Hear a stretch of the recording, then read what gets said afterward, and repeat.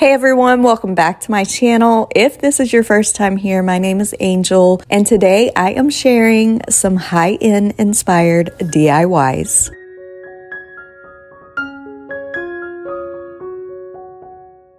First project is inspired by the square pressed flower plaques from Magnolia, but I am going to be doing the reverse for this. So I'm going to grab a chunk of my air dry clay, roll that around, warm it up, and then roll it out with my rolling pin. I'm making a square version. There's also a rectangle version, but for this one, I wanted to use the stencils that I got from Amazon. They are a bunch of little floral stencils, and I just picked one that I really liked, and I'm pressing this down into my clay with my rolling pin, and then it kind of left an indentation of the stencil, so I'm just using those lines to cut this down into the square. And once I have this cut down into a square, I'm just using my fingers and pressing along the top edges to make this look like the plaques from Magnolia. And that was it for this simple dupe.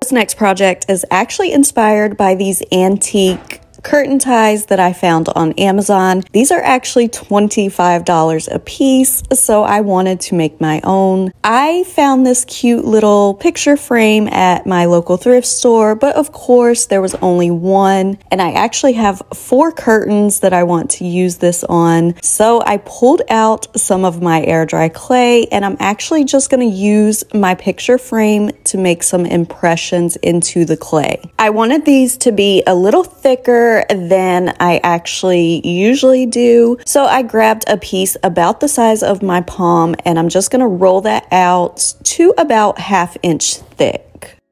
Once I have it all rolled out, I took the picture frame and pressed it face down into the clay, and I did roll it just very gently, and then I just made sure that I pressed down all the edges so that the impression would go into the clay. Then I just used a little razor to cut out my frames. Now obviously, because I am cutting these out myself, they're not going to be exactly perfect or matchy, but that's okay. They were very similar and still look great together. Once I got it all cut out, I went around the edges and just kind of pressed it and rubbed it to smooth all of those edges. And finally, I cut out the little centerpiece of the clay. Then I went ahead and just made 3 more of these and set them aside for 24 hours so that they could dry. While we wait for that to dry, I want to take a minute to talk to you about today's sponsor, BetterHelp. For most of my life, I have dealt with anxiety, which is a journey I'm sure so many have dealt with, but I was incredibly fortunate to find a therapist who I not only connected with, but who also helped me discover passions that bring joy and focus. I'm sure you can guess one of those passions was crafting. It not only became a creative outlet for me, but also a therapeutic one that helped me shift focus from my anxiety. They didn't just offer me generic advice, they encouraged me to find personalized ways to cope. It's actually because of their support that I started this YouTube channel, something that I would have never imagined doing before. I know firsthand that finding the right therapist can feel like searching for a needle in a haystack. That's where BetterHelp comes in, our sponsor for today's video. BetterHelp understands the struggle of finding that perfect match. With their massive network of over 30,000 licensed therapists, they help you connect with someone who specializes in whatever you're going through. Signing up is really easy. Just visit the link in my description box below, answer a few questions, and you'll be matched with a therapist in most cases within 48 hours or less. The beauty of BetterHelp is in its flexibility. You can communicate via phone, video chat, or messaging, whichever suits you best. Therapy has been a vital part of my journey, and I want you to have the same opportunity to find your path to a happier, healthier life. By clicking the link in the description box below, you will get 10% off your first month with BetterHelp. Let's prioritize our mental health and find joy in every day. Click the link, start your journey with BetterHelp, and perhaps discover your own unique way to manage life's challenges, just like I did with crafting and this channel. Thank you to BetterHelp for sponsoring today's video, and now let's get back to crafting. Once they were all dry the next day, I just used some of my European gold rub and buff and went over all 4 of my frames. For the little wood pieces that are going to hold the curtain, I'm just using 2 of Dollar Tree's dowel rods, and I'm going to cut both of these in half. Then once again, I'm just using some of my rub and buff to paint these so that they match my frames.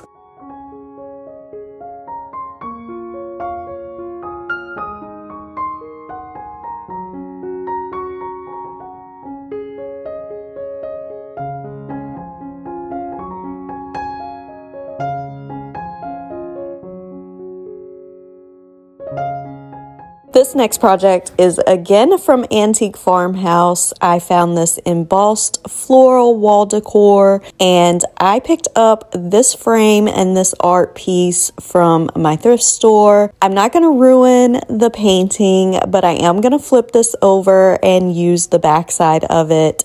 So I painted this backside and the frame with a few coats of my white chalk paint. Now, once they were both dry, to do the embossing, I'm using this really pretty floral stencil that I got from Amazon. This was actually a pack of a few of these floral stencils, and I'm just going to use some painter's tape to tape this down. And as I'm sure you can guess, I'm going to be using some Dollar Tree spackling for this project. Now, I do add a few drops of water to my spackling to make it more into a paste. And whenever I do this, my kind of rule of thumb is to cover the stencil completely. So you want it to be thick enough that you don't see the stencil underneath this. And that's how you're going to get that really nice thick texture. Then once I had it all spread onto the stencil, I was able to just remove the painter's tape and peel this back. And as you can see, it is very detailed and super textured. Now right here, I am just scraping off that spackling where the stems were because I want to create a vase on here. So I did use the frame to determine where the edge was going to be. Then I just added a piece of painter's tape, and I'm going to use some more of that spackling to make a vase. And this was super easy to just freehand. Don't worry if you mess up, you can always scrape off some of this spackling. Once I was happy with my vase at the very end, just to make those lines a little more crisp on this vase, I'm just using the edge of my spatula to scrape off some of the spackling and then smooth it out a little bit. And finally, for this project, once the spackling had dried completely, I went back in with some of my European rub and buff over all of the little details.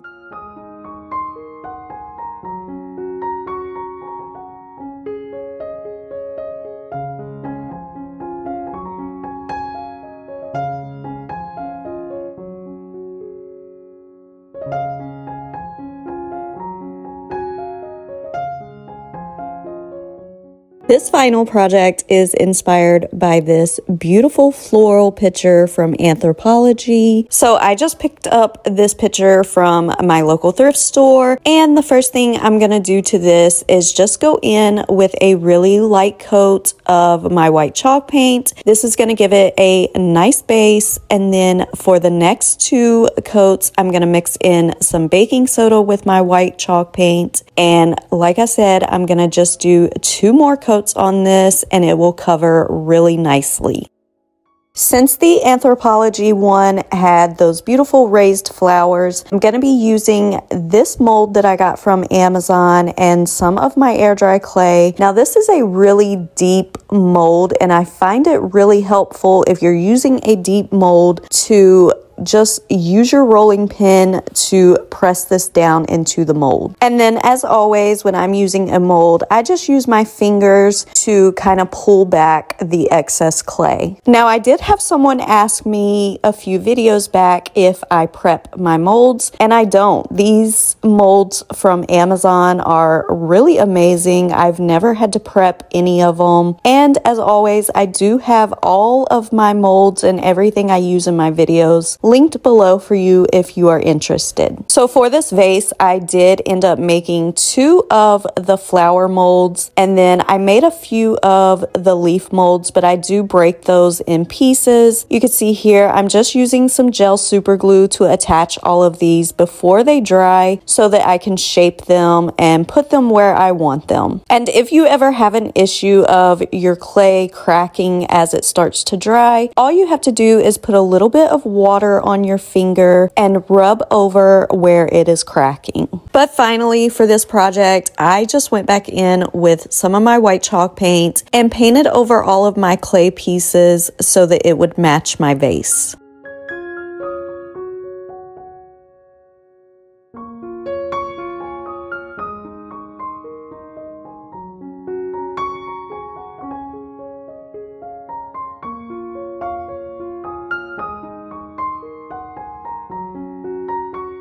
This next little project is inspired by this beautiful tabletop clock from Antique Farmhouse. Now, it took me a little bit, but I did find this cute little clock, and I was able to pick this up at my thrift store. So the first thing I had to do was, of course, take this all apart. It had some teeny tiny little screws, and I was very careful to try not to mess it up. So I set that face part aside with all the workings, and I am painting all my pieces with some of my black chalk paint, including the legs and that top little piece. Now, once those were dry, I am going back in with some of my burnt umber paint and a thicker, wider bristled brush, and I'm lightly brushing that burnt umber paint over top of all of the black on all of the pieces. Now, the reason why I'm doing this is because I'm going to be using some of my European gold rub and buff, and depending on what color is underneath this rub and buff, it is going to make the tone of it a more richer color for the brown and a darker, deeper gold color for the black. So you're able to get a variation of golds on top of these colors and give it a more vintage old look. Now, the face of the clock from Antique Farmhouse had some lettering on it. I think it said Old Town and established in 1863, I believe. So I also wanted to age up the face of my clock. So I'm using some of my alphabet stamps, and I'm stamping the face to match the Antique Farmhouse one.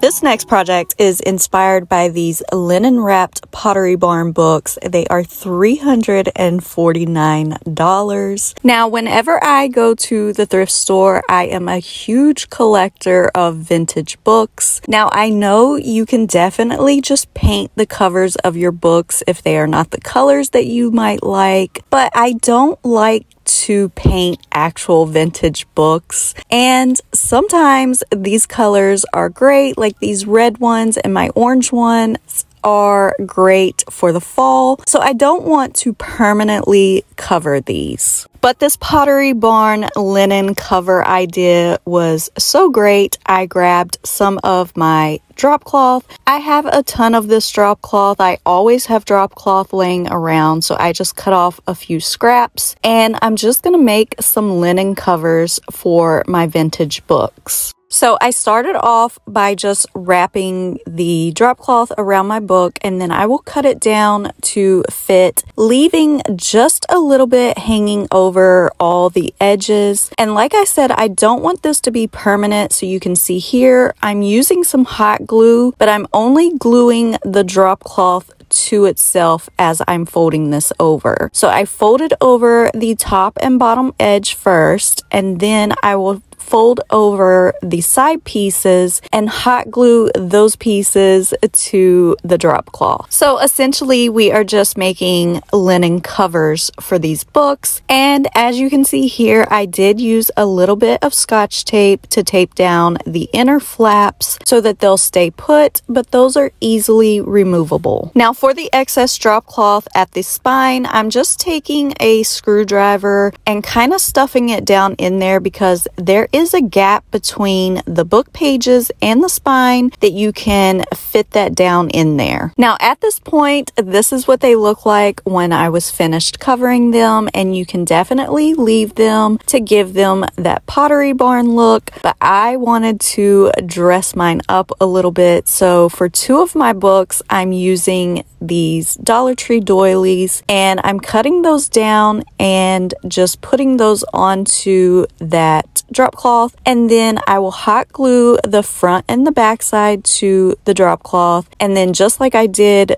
with the drop cloth cover, I'm tucking those pieces at the bottom and hot gluing it to the drop cloth, and then stuffing the excess in the spine. And then for some of my other books, I'm using some of my Amazon stamps. For some of them, I'm putting the title on the spine and also decorating them with a few of my butterfly stamps or my floral stamps. And for this particular book that had a longer title, I'm using some of my smaller vintage alphabet stamps so that I can fit that going vertically down the spine of my book. You can really decorate these and customize them any way you want, or you can leave them plain just like the Pottery Barn books. It is totally up to you.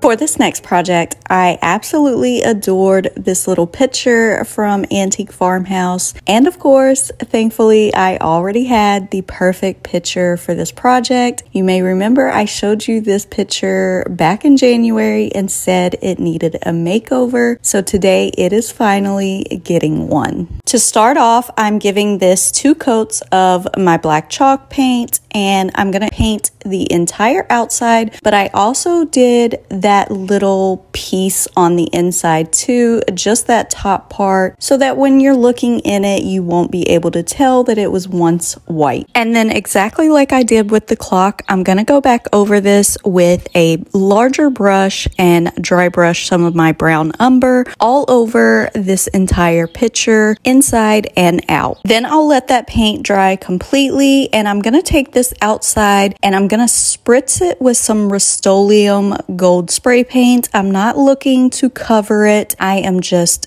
barely spraying it, holding the can far away. And this is what it looked like once it was dry, and I brought it back in, and I'm gonna go over this with some of my European gold rub and buff and my stenciling brush. Now the Antique Farmhouse picture had a vintage kind of engraved in it, so I am going in with some of my letter stamps, and I am gonna stamp vintage 1843 on this picture. And since this picture had some lumps in it, I wasn't able to use my stamping block, so I just did each little letter individually without a block. Now to blend it in and make it look like it was part of the picture, I am just using my stenciling brush with the leftover rub and buff that was on it, and I'm gonna go over those stamped letters.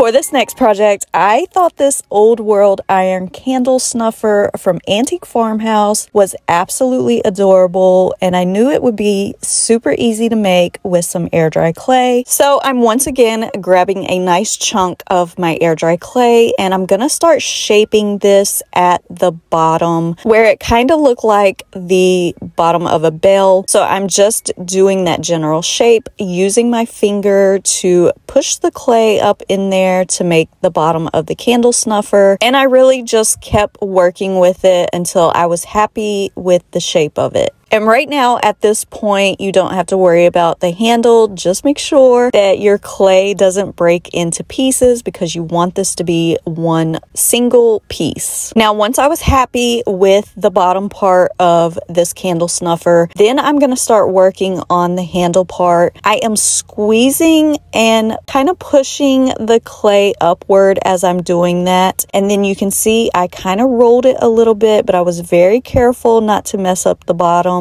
I even removed some of the excess clay from the top of this as I was squeezing it up so that it was not too tall and looked more like the one from Antique Farmhouse. And once I got the top piece kind of set the way I wanted it, then I did that kind of little twirly end on it, just like the one at Antique Farmhouse. Now, you will definitely have to let this lie down to dry. It's not going to stand while drying because that top piece will fall over if you try to do that. So make sure you let this dry lying down. But here I am just taking a little bit of water on my finger and trying to smooth out any little cracks or anything that I see. But as you can see, the next day when this dried, I still had a few cracks, but I'm going to show you how to easily fix this. I'm just taking some Dollar Tree spackling, rubbing this all over any of those large cracks that I saw. I did leave a few of the smaller cracks because, again, this is supposed to be an old world candle snuffer, supposed to look vintage, so I did leave a few small cracks. And once that spackling was all dry, I just went back in with 2 coats of my black chalk paint.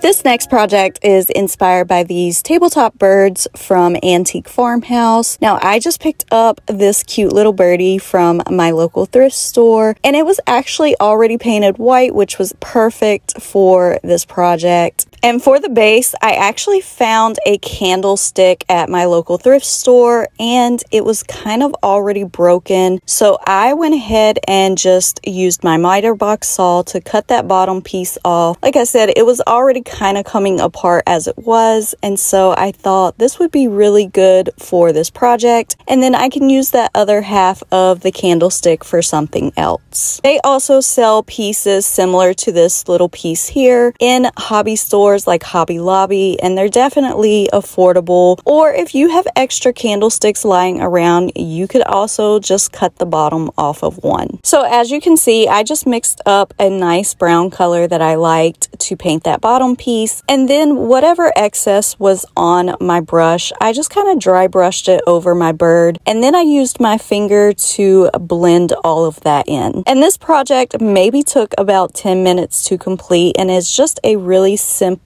easy way to elevate these little birds that you can usually find pretty easily at a thrift store. But the final step for this project was just using some super glue to attach my bird to that little bottom pedestal.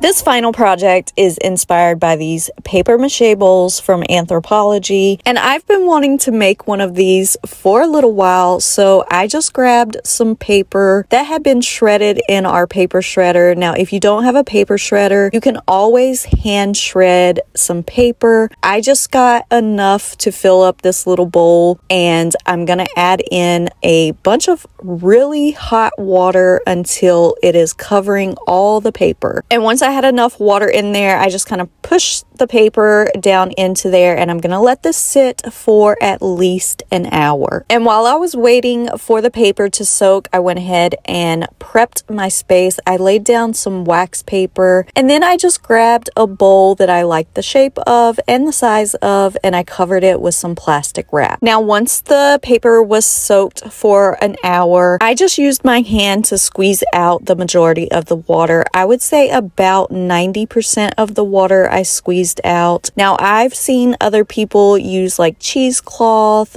or something similar to that to get the water out of it, but your hand works just as well. And if you wanted to, you can put this into a blender with a little more water to make a more clay substance so it's not so clumpy, but I really didn't care. I wanted the texture, and there are several different recipes for paper clay. Some of them include flour or cooking flour, and I just did not want to go through all that, so I decided to use one that just requires school glue, but I also added in some Dollar Tree spackling to make this extra strong, and there was no measuring. I just kind of eyeballed everything, and as I'm mixing this with my hand, I just kept adding in school glue and a little bit of the spackling until I was able to clump that in my hand and squeeze it, and it would stick together. If I had to guess, I would probably say I used about 3/4 of the little bottle of glue and maybe half to 3/4 of the little jar of spackling. So once I had the consistency the way I wanted it, I started at the bottom of the bowl and just used small little pieces and started pushing them together. Now, you'll definitely kind of know when your paper mache is ready, because as I'm pushing this together, you can see it's just molding right to the other pieces. And just make sure that you're really pushing all your pieces together, kind of flattening it with your palm. And like I said, I started at the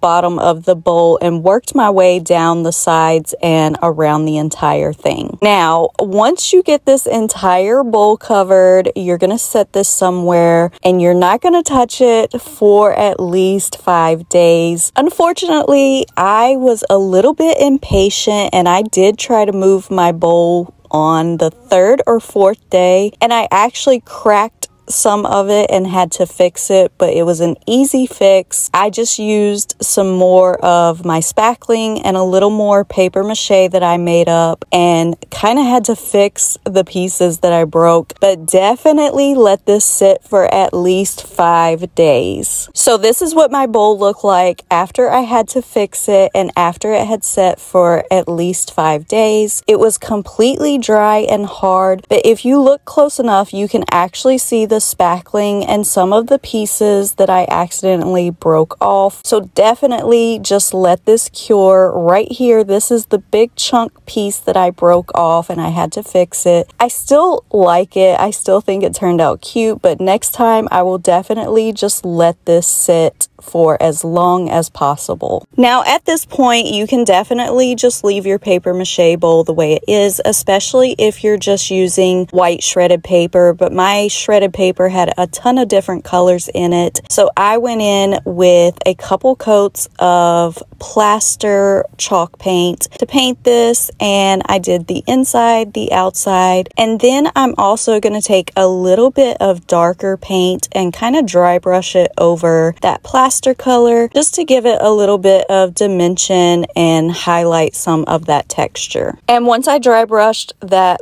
darker color onto there, I also went back in with a little more plaster just to blend in all those colors. And then the final step for this was I just took it outside and I sprayed it with some of my Aleene's acrylic sealer.